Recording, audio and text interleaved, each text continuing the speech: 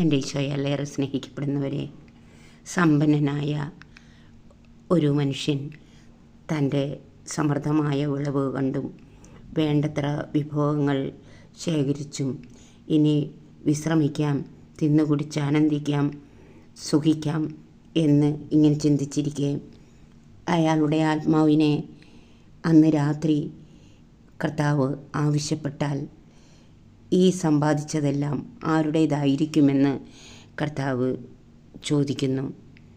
പ്രിയമുള്ളവരെ, നമ്മുടെ സമ്പത്തും സമ്പൽ സമൃദ്ധിയും എല്ലാം ദൈവം തന്നതല്ലേ? നമുക്ക് ദൈവത്തിൻ്റെ രാജ്യം വിസ്തൃതമാക്കുവാൻ പ്രവർത്തിക്കുന്നവരോടുകൂടി ചേർന്ന് പ്രവർത്തിക്കാൻ ഈ സമ്പത്ത് വിനിയോഗിക്കാം.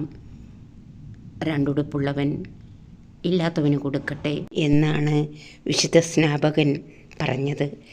നമ്മുടെ സമ്പത്തിൻ്റെ ഒരു ഓഹരി അല്ലെങ്കിൽ ദശാംശം സുവിശേഷ വേലയ്ക്കായി നൽകിക്കൊണ്ട് മാനസികവും ശാരീരികവും ആത്മീയവുമായി ക്ലേശിക്കുന്നവരെ സഹായിക്കാം.